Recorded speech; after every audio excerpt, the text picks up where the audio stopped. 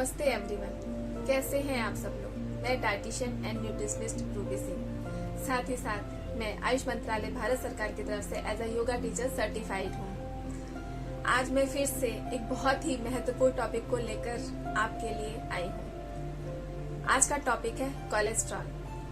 Cholesterol जिसका कि नाम सुनते ही हम लोग डर जाते हैं, क्योंकि हम लोग सिर्फ यही जानते हैं कि कोलेस्ट्रॉल जो कि हमारे शरीर में बहुत सारी प्रॉब्लम क्रिएट कर देती है। अक्सर ऐसा देखा गया है कि हमारे शरीर में कोलेस्ट्रॉल की मात्रा जितनी होनी चाहिए उससे बहुत ज्यादा हो जाती है, जो कि ज्यादातर रॉन्ग लाइफस्टाइल, रॉन्ग फूड, इन सब की वजह से होता है। तो मैं आज इसके बारे में आपको बताना चाहती हूँ कि ये हमारे लिए कैसे हेल्पफुल बन सकता है।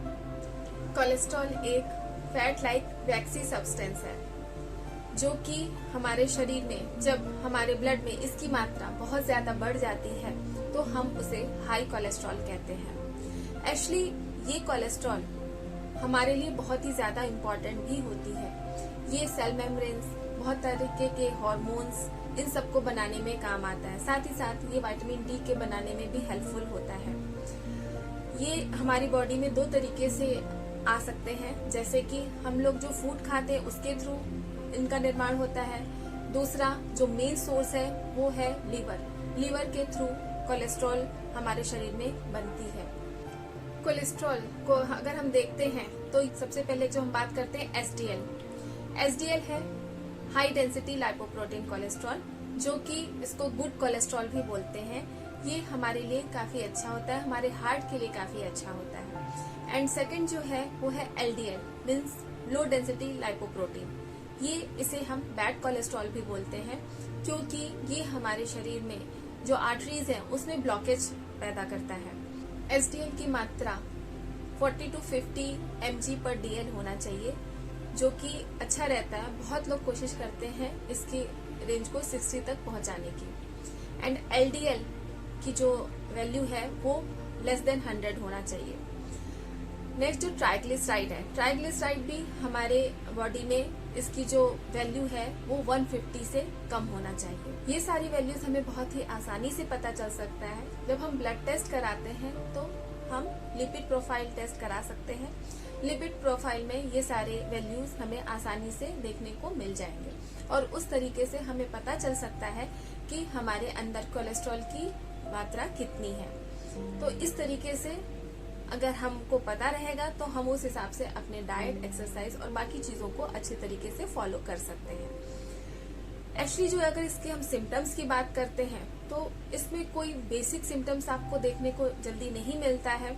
जब इसकी वैल्यूज काफी ज्यादा बढ़ जाती है तब जाके आपको पता चलता है कि आपके शरीर में कोलेस्ट्रॉल की मात्रा काफी बढ़ चुकी है। जो नॉर्मल सिम्टम्स दिखाई देते हैं तो वो है आपको नेक पेन या शोल्डर पेन हो सकते हैं या हेडेक हो सकता है। ये मेनली इसलिए होता है क्योंकि ये हमारे आर्टरीज में ब्लॉकेज पैदा करता है। ये धीरे धीरे होने की वजह से पहले हमें ये सारी चीजें समझ में नहीं आती हैं।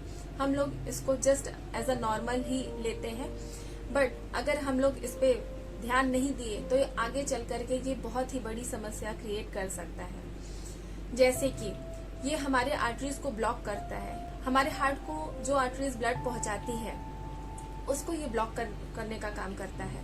साथ ही साथ हमारे ब्रेन को जो ऑक्सीजन पहुंचता है उस आर्टरीज को भी ये ब्लॉक करता है। तो इस तरीके से ये हमारे ऑर्गन्स को धीरे धीरे खराब करने लगता है और हमारी सेहत दिन पर दिन बिगड़ती चली जाती है। इसलिए कोलेस्ट्रॉल को इसकी एक निश्चित मात्रा तो आपके लिए बहुत ही बेनिफिशियल है, लेकिन अगर इसकी मात्रा आपके ब्लड में ज्यादा हो रही है तो ये आपके लिए एक बहुत ही बड़ी समस्या पैदा कर सकता है। तो इसके लिए आपको थोड़े थोड़े दिन पे लाइक 3 to 6 मंथ्स में आपको ब्लड टेस्ट कराते रहना चाहिए, जिससे आपको पता चले कि आपके शरीर में कोलेस्ट्रॉल की मात्रा कितनी है। कोलेस्ट्रॉल बढ़ने से हार्ट अटैक, एंजाइना पेन, इसके अलावा डायबिटीज, ब्लड प्रेशर, इस तरह की बहुत सारी शिकायतें आपको हो सकती हैं। इसके अतिरिक्त आपको हेडेक रह सकता है, बॉडी पेन रह सकता है, आपके शरीर में अच्छे से पूरे शरीर में ऑक्सीजन नहीं पहुंच पाती है, ब्लड सर्कुलेशन अच्छे से नहीं हो पाता है, जिसकी वजह से अलग अलग ऑर्गन्स में जो ब्लड पहुंचना चाहिए वो सफिशिएंट तरीके से नहीं पहुंच पाता है और आपको उस हिस्से में कुछ न कुछ प्रॉब्लम क्रिएट होने लगती है। तो इस तरीके से आपको बहुत ध्यान देने की जरूरत है कि आपके कोलेस्ट्रॉल का वैल्यू नॉर्मल रहे। कोलेस्ट्रॉल को सही करने के लिए आप जिन बातों का ध्यान रख सकते हैं वो मैं आपसे शेयर करना चाहूंगी। सबसे पहले आपको सैचुरेटेड फैट को अवॉइड करना चाहिए। सैचुरेटेड फैट आपके लिए बहुत ही हार्मफुल होता है, जैसे कि रेड मीट हो सकता है, चॉकलेट हो सकता है, इस तरीके की चीजें आपको अवॉइड करनी चाहिए। बहुत ज्यादा फ्राइड आइटम, बहुत ज्यादा ऑयली फूड, ये सारी चीजें आपके लिए प्रॉब्लम क्रिएट कर सकता है। दूसरा अगर हम बात करते हैं तो ट्रांस फैट भी आपको अवॉइड करना चाहिए। ट्रांस फैट वो फैट होते हैं जो नॉर्मल रूम टेम्परेचर पे ये सॉलिडिफाइड होते हैं, इनको ये लिक्विड फॉर्म में नहीं होते हैं रूम टेम्परेचर पे। तो इस तरीके की चीजें, जैसे कि आप बाहर का पैकेज फूड खाते हैं, जैसे कि वेफर्स हो गया, वो उसमें ट्रांस फैट बहुत ज्यादा मात्रा में होता है। बेकरी प्रोडक्ट में ट्रांस फैट बहुत ज्यादा होता है। इसी तरीके से जो भी आपके चिप्स हैं या फिर जो भी फरसान है या इस टाइप की चीजें हैं, उसमें बहुत ही ज्यादा ट्रांस फैट होता है। तो जब आप इन चीजों को ले रहे हैं तो आप एक बार जरूर सोच लीजिए कि ये कहीं आपके लिए हार्मफुल तो नहीं है। नेक्स्ट है अनसैचुरेटेड फैट। ये आपके लिए बेनिफिशियल हो सकते हैं। ये ज्यादातर nuts, seeds, fish oil, vegetable oil, इन सब में पाया जाता है। ये एक्चुअली क्या करता है, ये एचडीएल को इम्प्रूव करता है एंड एलडीएल को कम करता है।